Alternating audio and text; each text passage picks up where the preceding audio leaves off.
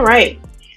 Well, welcome everyone to another episode of the Hashtags and Habits podcast. My name is Danny White, and today I am happy to welcome Amber Renae to the podcast. Amber transitioned from a career in civil engineering to fashion entrepreneurship and achieved remarkable success with her fashion label, earning acclaim in boutiques across the globe. Her brand's popularity soared, garnering celebrity endorsements and media features in leading magazines and publications. Amber's journey reached new heights with appearances on Project Runway Australia and numerous TV shows, solidifying her status as a prominent figure in the fashion industry. She has now transitioned into online education, teaching her audience about personal branding, publicity, mindset, and entrepreneurship.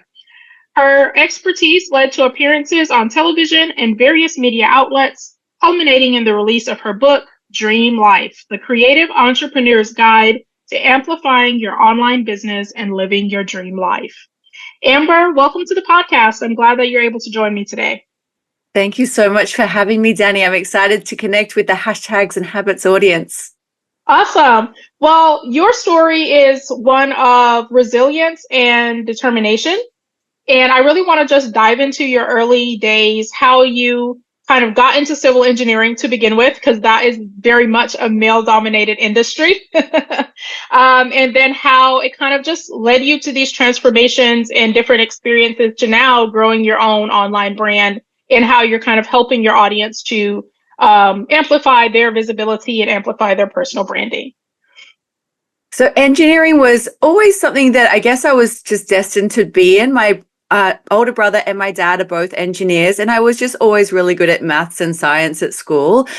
As a little child, I always knew I was going to run a fashion label, but that was not something that you did back then. Back then, you got your good degree and then you got into your good job and you stayed in that job for the rest of your life, which is what my dad actually did. So I started my engineering on a construction site. I was a construction engineer building roads and bridges. And I realized that that was not something I was going to do for the rest of my life. I had no passion to become one of the people that I saw in front of me. And I started my first business, the fashion design label, just on a whim. I did not know that I was starting a fashion label. I just knew that I was really passionate about sewing and creating beautiful things.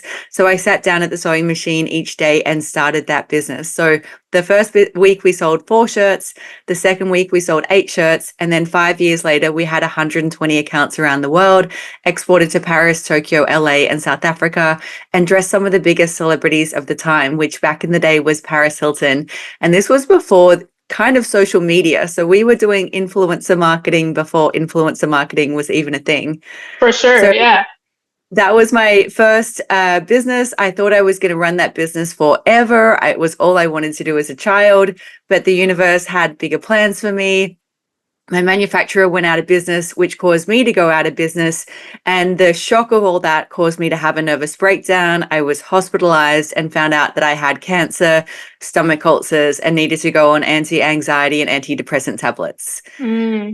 That was the end of my first business, and I swore I would never do another business ever again. I tried to go back and have a cushy job for about a year until I realized that entrepreneurship was in my blood. So I started my second business, which was a consulting business. So I'm sure a lot of your audience are in this kind of business where you're trading time for dollars. So at the end of each week, I would finish my week and realize that if I'd done my marketing that week, I'd have clients for the next week. If I haven't done my marketing, I didn't have clients.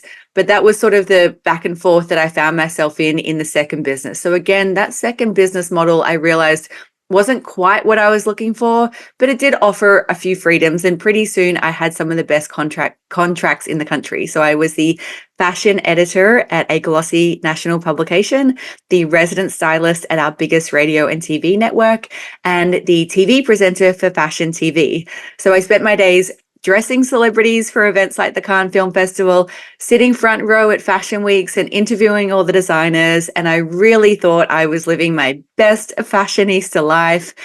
And again, the universe had bigger plans for me. I lost all of my contracts in the space of a month due to the effects of the GFC. And I found myself unemployed and unemployable. I could not get a job. I could not get a bar job. I couldn't get a waitressing job. I tried to go back to the construction site. They wouldn't even take me. And all that I had left was this knowledge of how to grow a fashion consulting business. So my brother, the genius, this was back in 2015, said, you need to teach this in an online course. And back then, you used to have to explain to people what an online course was. So I was doing live masterclasses, live webinars every week. And I used to have to explain to people, put your email in here, and then you'll show up at this time and I'll be on a live call and you can ask me questions. I used to have to explain like what So a this live was before the advent of like webinars and all the, captivating information, all that come into play, right? Yeah, I used to have to explain what a webinar was, and then people would show up and, I'd be like, now you take notes because you're on a webinar. You can chat with me, put it in the chat. So this was revolutionary back in 2015. We've all been there. We've all watched webinars these days, but I used to do them every single week in that first year. I would do 2 every Thursday, but the USA audience at 8 a.m. and then the Australian audience at 8 p.m. every Thursday for the first year. And in that first year, we did 6 figures with that very first online course.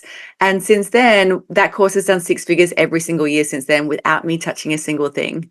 And so this is when I really realized the power of online business, creating something once, selling it over and over and over again, and really monetizing your knowledge and getting paid for your knowledge rather than getting paid for your time, which was a big reframe for me. So since then, my business has just, I followed my passion. I've monetized all of my other skills, which I'm sure a lot of your audience are multi-passionate entrepreneurs. So my second online course was a course about personal branding and publicity, which is obviously what I was doing in my offline world in the fashion styling. My third course was a course about mindset. So obviously I'd been through a lot of hardships and a lot of downtimes, and I developed a lot of rituals that helped me during my downtime. So I started teaching this in an online course. And by this phase, I realized that I was very good at teaching online courses. So then I taught a course about courses and funnels. And from there, we've gone on. I've now written the book about online business. And I have a done course creation agency where we create courses for time poor experts. So if you're listening to this story, I want you to take away from the fact that entrepreneurial journeys don't actually look like what we see on Instagram, the hashtag entrepreneur live.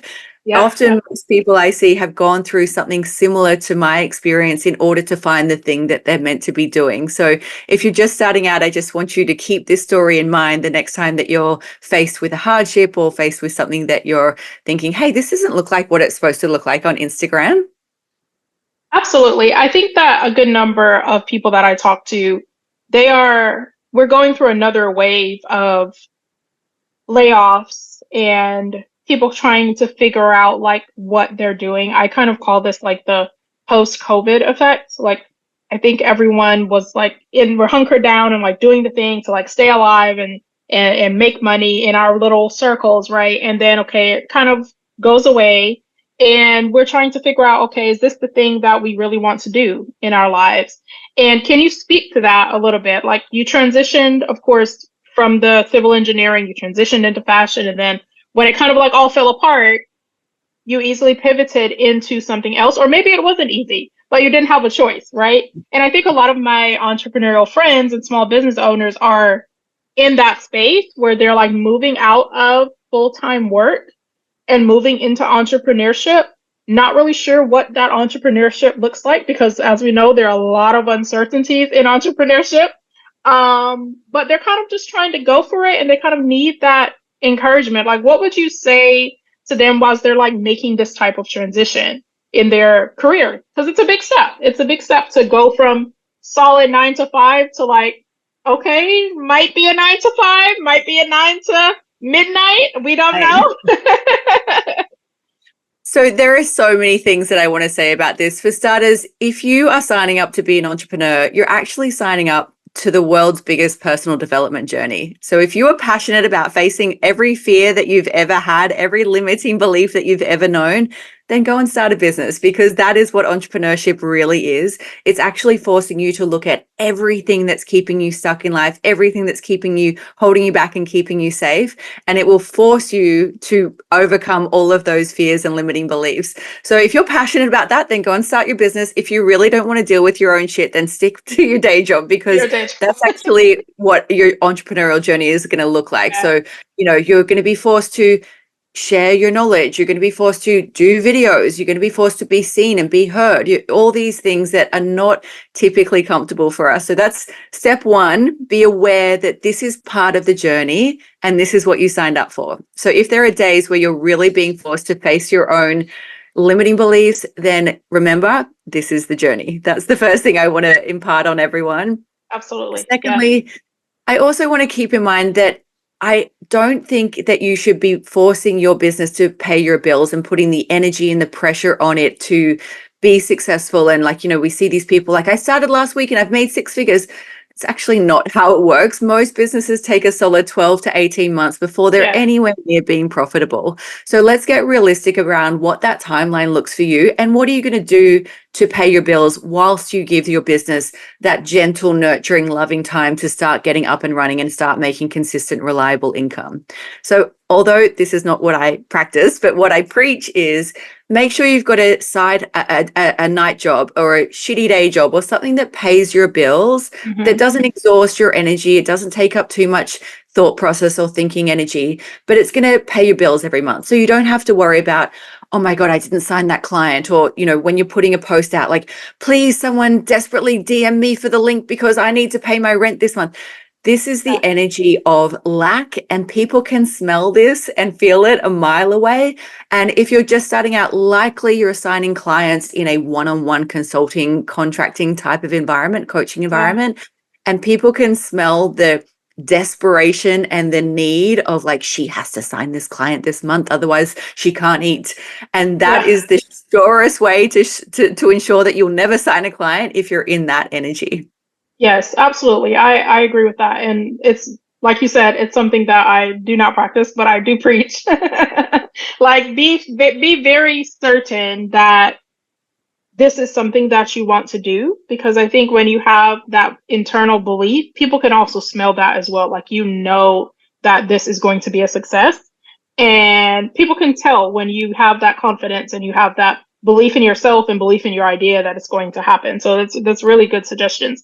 I want to go back to the point where you were at a moment of burnout and overwhelm, and you had the episode in the hospital with the cancer and the stomach ulcers. Like, what was the thought process in that moment? Like, did you think you were going to, like, okay, this is going to be it, I'm kind of not going to do anything? Like, what was the thought process in that moment? Because I think a lot of us have responsibilities and we have things that are happening. Like, life is happening. Parents are getting older, kids are going off to college or going to their next grade. Like, bills are happening, inflation is happening, like all the things are happening. What was your thought process in that moment? I genuinely thought that the universe had done me over. And like at that point in my life, I was a big believer of the universe. I was like, if you just follow your bliss and you work really hard, then it must work out. And that's what I believed. And for me, it didn't work out. So I had followed my bliss. Everything that I ever wanted to do since I was a child was to run a fashion label. I had worked 7 days a week for 5 or 6 years. I didn't take my birthday off. I didn't take Christmas Day off. I worked every single day and it didn't work out for me. And I can't tell you the bitterness and the anger that I had at the universe. It was like everything that I believed in the universe, I now no longer believed in, because I believe that if you showed up, you did the thing you were supposed to do and you worked really hard, it would work out. And for me, it didn't work out. And so it wasn't just that I lost that business. I lost the mindset of everything that I believed was good in the world. And I also lost a big part of my identity, because I was that fashion label. People used to call me that label. Like the label was called ARX. I would show up to events and people would be like, Amber, ARX is here. And so that was like a huge part of me, which, Identity. identity. So I had all these huge things breaking down. And, I'm not going to lie, I was bitter at the universe. I thought that everything that I believed was wrong. Absolutely. So how did you get out of that? Like, what was the time frame from, okay, being in the hospital, getting out of the hospital, and just mentally overcoming that process? Like, what was the time frame from that, then moving into your next initiative? So I had a day job for about a year.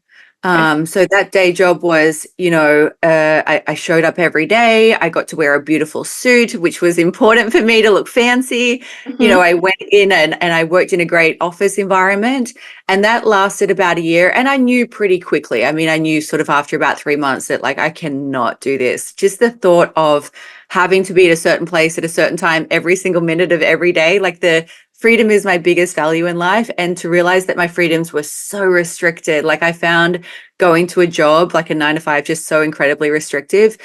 And so I lasted about a year in that role before I started, looking for other opportunities and realizing that it just wasn't going to work out. And I was getting paid really good money. And even that wasn't even enough for me to be like, hey, you're getting paid well. And if they pay you, even if you're doing a good job or not, you still get paid. If you're working Yeah. hard, you're still going to get paid. It was wild.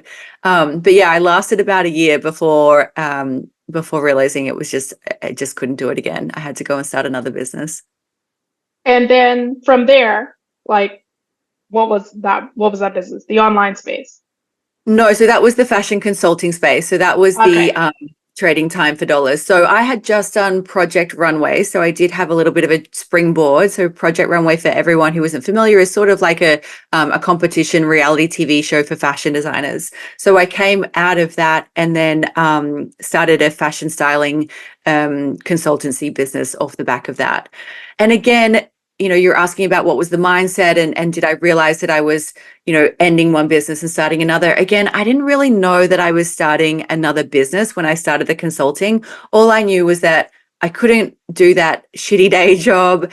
I had come out of the TV show and I just wanted to do something that really was passionate to me and really lit me up and something that I love doing. And at that Hmm. moment in time, it was fashion styling. And so again, I just started that business by following my bliss, by waking up every day, doing the thing that I love to do for free for I think maybe the first 6 months of that business. I did not make a single dollar. I was just working for free, doing free styling jobs, free photo shoots, working on my network, building up my folio, not expecting it to pay the bills. Until I realized that, I could probably turn this into a business. I can probably officially call myself a business and start charging people for this.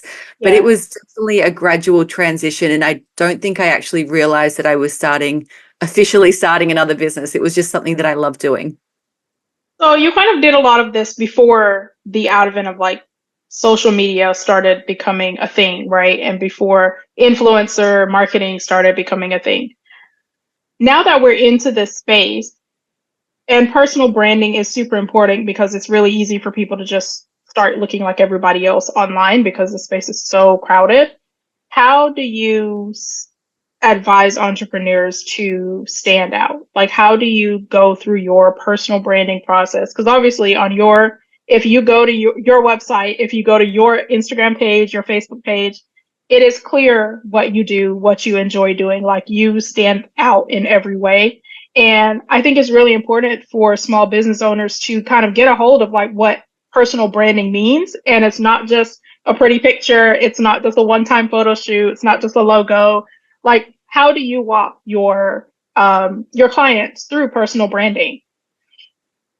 So first up, I want to have a reframe of what we just said there at the start, which is the space is so crowded. I Yeah. like to think of the space as being abundant and like there is enough clients and enough audience and enough new followers for everybody. So that's a reframe that I tell myself every day when I'm comparing myself to people that have way more followers than me. I Love always it. think, Love it. we live in an abundant universe. There's Yeah. always more followers. And let's not call them followers. There are always more friends that we get to connect with, an audience that we get to share our knowledge with. So that would be the step number one. And then in terms of personal branding, I like to teach personal branding from a you first perspective. So a lot of what we get taught with personal brand is choose your fonts, choose your logo, as you said, choose your website colors. But when we are the consultant, when we are the teacher, when we are the person actually sharing the service, people are connecting with us, the person behind the brand. So I always think it's important, and this was something that I learned when I was creating A-list celebrities and taking people that used to be on the D list and dressing them and presenting them in a way that made them really increase their celebrity status just from the way that they were showing up, by the way that I was presenting them. So the way that I teach personal branding is from a you first perspective, and that means working on you as a personal brand first. So there are a couple of different things that I like to look at here. Firstly, obviously, appearance matters. I know that we all like to think that it doesn't, but we live in a world where we are making judgments of people that we see within 3 seconds of seeing them online. So Absolutely. if you look at Facebook advertising, Facebook deems a video as being viewed if someone watches more than the first 3 seconds. Yeah. So if you have a think about what that means in your business, if someone has come across you online for the first time, what have they learned from you within the first 3 seconds? Have they heard your message? Do they know what your offer is? Do they understand what you stand for and what you stand against? No, they've made that judgment based on how you're showing up online, your physical appearance, the quality of your voice, your speech, and grammar. So there was a study done by Dr. Albert Morabian that talks about the 3 different communication styles. So the first style, and all 3 of these make up your 100% of your overall communication. So the first is your nonverbal cues, things like body language. This actually makes up 55% of your communication message. Oh, wow.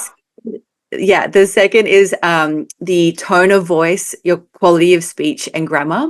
That makes up 38% of your overall communication message.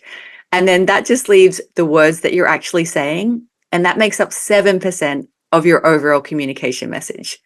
So if we break that down, what we are saying only makes up 7% of our overall message, and the other 93% is based on how we're showing up, the quality of our voice, our nonverbal cues, our body language, which is huge, right? Because we're all so focused on the 7%, and we haven't put any effort into learning the 93%. The 93%, for sure. Yeah. That makes a lot of sense, because if you think about the nature of social media, people are on their phones and people are scrolling. Like, they're not really stopping to listen to a whole 60-second of a video. They're literally are scrolling through and looking and seeing what interests them based upon that quick glance of what they've seen. So that makes a lot of sense. So you are coming with the research for sure. I mean, it's sad to say, but we are making judgments based on people's very first impression, which for me, I think, well, let's hack that. You know, let's go with that. If that's what the audience is doing, then let's learn how to do that. So the first step that I teach inside of my personal branding program is to show up in a way that is authentically you and that best reflects your skin tone and body shape, and in particular skin tone these days, because most of our entire world is trapped between, you know, the layers of the outside screens of a phone. So skin tone, you're either a cool or a warm skin tone is the easiest way to describe it on a podcast. There are tricks and tools that you can use, and even filters that you can use today to understand which skin tone works best for you. And honestly, that's the easiest way to go from looking tired and exhausted to looking fresh and lit up if you're just wearing the right shades for your skin tone. And we all know inherently what those shades are, because we've got a few of those dresses or tops in our wardrobe that when we wear them, everyone goes, oh my God, you look amazing today. Exactly. So the easiest thing that you can do if you're looking to get a little bit more confidence, if you know you're going to record a video today and you just want to be really confident in that video, go and put on the nice thing that makes you feel really good, that you get all the compliments in, and use that when you're on your social media. So this is what I find a lot of women have issues with, is that they don't feel confident with putting themselves out there. They don't like the sound of their voice. So just these little simple tools, which is so effortless. If you go and change into something that makes you look fabulous and put the lippy on that makes you look good or feel good, just these little things help build your confidence so that you can share your message in a way that communicates authentically and connects with people powerfully. I love that. So let's talk a little bit about amplification of that personal brand. And once they've done all of the things, they've taken the steps to make sure that, like, they're not only saying the right things, but they're also looking the part, and that their presence is what people would what people would listen to, because ultimately that's why we're in business, right? We want people to be our clients. We want people to listen to what we have to say. We want people to buy our products, right? How do we amplify that? Like, how do you go about building an audience that matters? So first step in building an audience that matters is connecting with the audience that you already have. So I know that we're all constantly focused on, I need more followers and more, more.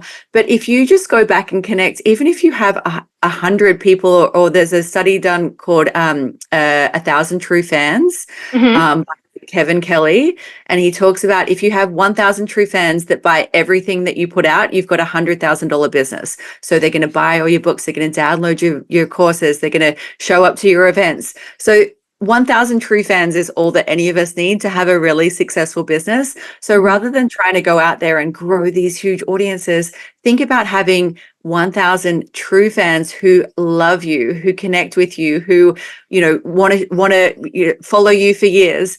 And this, I learned this sort of interestingly for me. I took a couple of years off. I think sort of at the end of COVID, we had a lot of family stuff going on, a lot of trauma within the family. And I was just like, I just cannot be posting online right now. I need to step back and have a break.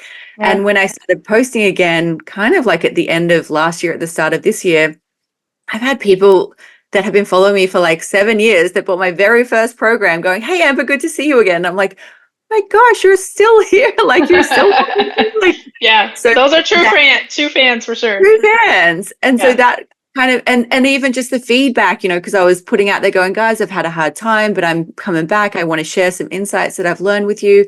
And even just the comments of people going, I'm excited to hear, waiting for you, waiting to hear your insights. And you're like, oh, okay, cool. So that really hit home for me, the power of having true fans that will wait for you whilst you're having your much needed mental health break and will support you when you're coming back.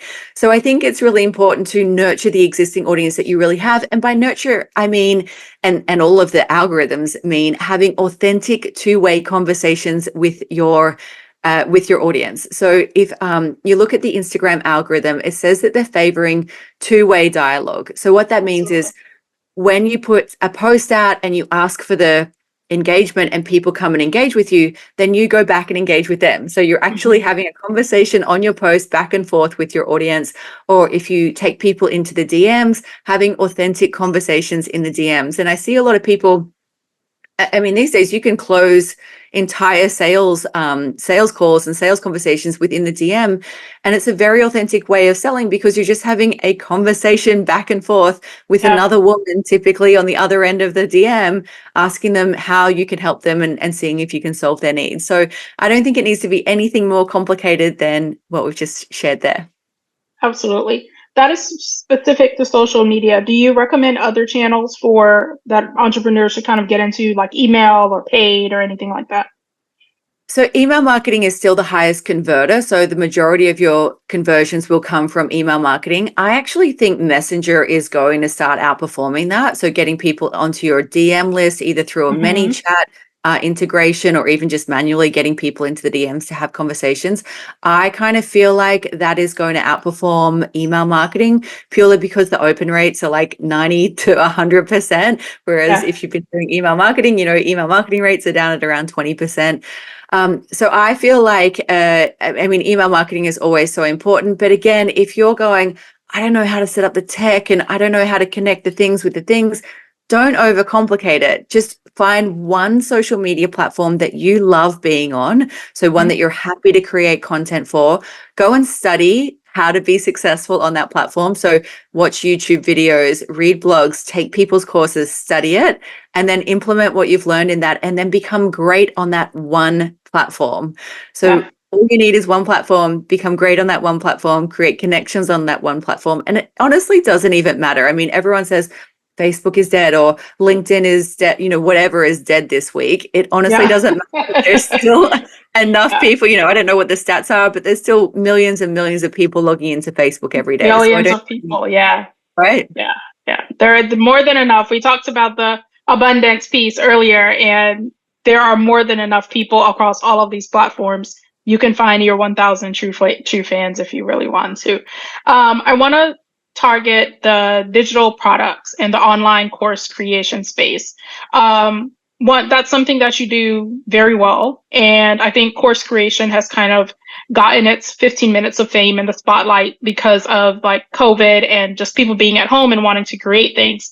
What are some tips for entrepreneurs who want to kind of move from that one-to-one client communication and work and move into that one to many where they're creating something one time and they're selling it a million times, a billion times. What are some tips for that? And what do you think are the most profitable or the highest performing digital products right now in terms of topics and themes? So in terms of getting started in digital products, I really believe that everyone should have some sort of digital product, whether it's a course, a PDF, a spreadsheet, something that they own that the government can't close down by way of global crisis, something that they That's have a good point. complete autonomy and control. I mean, I saw this happening over COVID and I was like, y'all need something that you own that cannot be Yeah. closed. So this is why I ended up writing the book during COVID, because I was like, you guys need to have a digital product. So that's why I wrote the book during that time, because no one came and shut my business down. You know, my business kept running. You know, I wasn't worried about whether I couldn't leave my house. I still had the internet. So Yeah. that was Yeah. when I really realized, like, we all need something like this, whether it's a huge business or whether it's just something that ticks over $1,000 a month that I'm going to get a couple $100 this week from my digital product, just something on the side as a little safety net for you. I do think that is super important. When you're just getting started, what I find most entrepreneurs do is they try to go from idea phase, which is where most people are now. Like, I think I've got an idea for a course, and then they try to go to signature course phase. So signature course is the platform, the logins, the downloadables, the workbooks, 50 videos beautifully edited, the curriculum, da, da, da, da. And all of that is so overwhelming. And there are so many questions that come up when you're trying to go from idea to signature program. Instead, the missing ingredient, which is something that I teach, a proprietary method that I teach, which is called the MBP, which is a minimum bankable product, which is kind of like minimum viable product. We've all heard that on the entrepreneur space, but I call it bankable because we're going to get paid for it, and we want to make some bank off of this minimum bankable product. So this is the step that takes you from idea to MBP to signature program. So this is the missing step that most people aren't aware of even exists. And that's where I see most people getting stuck in course creation, is that they're missing this critical step. So the MVP is something that you map out on one page. So it's not hundreds of pages of curriculum. You map out the 6 to 8 major milestones that your audience needs to go through to get the transformation. You put out an offer to your existing audience. So you're not writing fancy sales pages. You're not connecting any new tech. You're just saying, hey, I'm going to teach this live, essentially a group coaching call environment. If anyone wants to come and join in, I'm going to give a heavily discounted price. You get to come and get lessons from me live every single week for a period of 4 to 5 to 6 weeks. And, at the end of this, that's what I'm going to be teaching. This is the one big transformation. So this mapping out your MVP is a 1 to 2 day type situation. You can sell it the next day, and then you'll start making money that day. So we have people, this is something that I teach in my signature course called Freedom Funnels. We have people coming through that and making money in their second week after signing up. So the reason that I teach it this way is so many reasons. Firstly, a lot of the times it's the first time that people will be getting paid for their knowledge. So that in and of itself is a huge mindset shift, because up until then, you've been paid for your time. And now you're showing up once, teaching once, but you're getting paid by 5, 6, 7, 10, 15 people. So that alone is a big mindset shift that you need to overcome if you're going to start trading time for, swapping trading time for dollars, trading time for money. And then the other beauty of doing it that way is that there is no tech involved. You're just going to show up and teach it on a live Zoom call. So you don't have to learn any new fancy platform. So very tech-free approach. And then the other beauty of doing it that way is that you get to flesh out the missing knowledge gaps. So when you're teaching your online course, you are the genius, you are the expert, and you don't actually realize that you know all these things that no one else knows. So this is why we call it a genius zone. For everyone else, it's genius, but for you, it's just the thing that you know. So when you're teaching this online course, where I see a lot of people going wrong is that they try to teach their course from point C, and then they teach point C, D, and E. But they haven't realized that we need point A and B, in order to get to point C. That's very true. Yeah. And so that's what the MVP does, because you're going to show up and teach your MVP live. And you might show up and go, okay, we're going to start at point C and try to teach point C. And then everyone's going to go, hey, Amber, I need you to do the steps before this, before we can get to that. And so the beauty of teaching it that way is you answer all these questions that you currently have, because you're currently going, I don't know what to put in the course. And do they already know this? I'm not sure. And you start getting this feedback directly from your students who are interested in you. And at the end of that process, you've answered 99% of the questions that you had about the whole course, the signature program. And from there, it's just the formality of putting it into, the video content and the platform build. So it's a very simplified way of getting your first product out there. I love that process because I do feel and know a couple of people who are trying to create courses, and they're like trying to do the whole thing from start to finish. And I love this method because they can answer the questions from the audience, right? They're getting that audience feedback, that engagement, and people are able to ask them questions, and they're able to see, okay, is what I have ideated and brainstormed and what I'm teaching, is this what this particular audience needs at this time? And then they can collate it together. So I think that's a very fascinating way to create courses, but like create micro courses before you get to the big course. I'm sure that people will reach out to you for this, because this is a done for you. Like, you do have a done for you service, right? Mm-hmm. Yes, we have a leading done for you course creation agency where we help time poor experts to create online courses.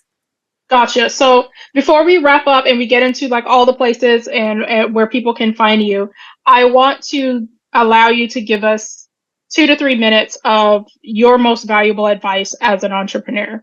Like, what is something that you have learned from all of your experiences, and the transformations, the multiple lives that you've lived within this entrepreneurial space, and what do you feel is most helpful for business owners now?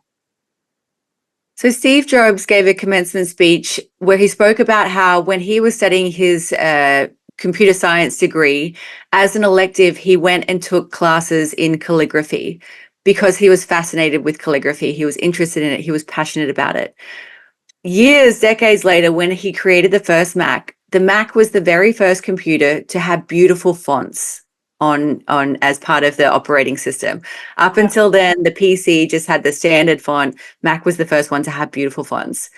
When I look back at my own journey, every part of the journey has helped me to become the person that I am today. So would I have chosen the hardships that we heard about today? Absolutely not. But they've helped me and molded me into becoming the person who is able to live what I call my dream life as a result of everything that I've been through. So my engineering degree, although I never really used it in the fashion industry, I use it every single day in this industry when I'm looking at algorithms and Facebook analytics and spreadsheets and data, which you do actually need an engineering degree to look at all that.